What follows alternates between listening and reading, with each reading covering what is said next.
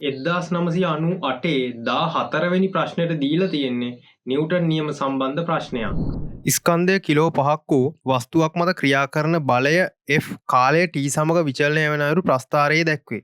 වස්තුව මගින් ලබා ගන්නා ලද ගම්ම්‍යතාව වනුයේ. එතකොට වස්තුවක් තියෙනවා, මේ වස්තුව මත බලයක් යොදනවා. මේක ක්‍රියා කරන බලය නැතුව බාහිර අසමතුලිත බලය, එහෙම නැත්නම් සංප්‍රයුක්ත බලය වගේ කිව්වනම් තවත් මේක නිවැරදියි. එතකොට මේක තමයි සංප්‍රයුක්ත බලය වෙන්නේ. එතකොට මේ බලය කාලයත් එක්ක වෙනස් වෙන විදිහ අපිට ප්‍රස්ථාරක දීලා තියෙනවා. අපෙන් අහනවා ගම්ම්‍යතාව වෙනස.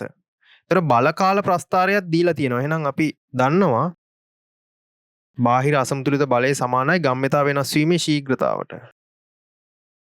එතකොට බාහිර අසමතුලිත බලය වැඩි කිරීම කාල වෙනස කියලා කියන්නේ ආවේගය. එතකොට මේක සමානයි, ආවේගය සමානයි ගම්ම්‍යතාව වෙනසට. එතකොට බල කාල ප්‍රස්ථාරයක වර්ගඵලෙන් කියවෙන්නේ ආවේගය. අපි ඒක දන්නවා. එහෙනම් අපිට මේකේ ආවේගය හොයාගන්න පුළුවන් මේ බල කාල ප්‍රස්ථාරයේ වර්ගඵලය. ඒක සමානයි ගම්ම්‍යතාවට. එතකොට ලබා ගන්නා ලද ගම්ම්‍යතාව කිව්වම අපිට මේකෙන් ලැබෙන ගම්ම්‍යතාව වෙනස සලකලා බලන්න පුළුවන්. ඉතින් ආරම්භක ගම්ම්‍යතාව මේක විශේෂයෙන් කියලා නැහැනේ. ඒතර අපිට බිඳුවයි කියලා අපිට මේක සලකන්න වෙනවා. එහෙම නැත්නම් ගම්ම්‍යතාව වෙනස තමයි මේකේ උත්තරේට එන්න ඕනේ. හරි. එහෙනම් වර්ගඵලය ගන්න කොහොමද? භාගය වැඩි කිරීම ආධාරක පාද දෙක එකතුව 6-8යි. වැඩි කිරීම ලම්බ උස 10යි. 6-8 ගත්තේ මෙහෙම මෙතන ඉඳන් මෙතෙන්ට 6යි. මෙතන ඉඳන් මෙතෙන්ට 8යි.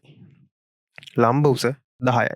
එතකොට මෙතන එනවා 5යි. මෙතන 6යි 8යි 14යි. 14 පහෙන් ගන්නොත් 70යි.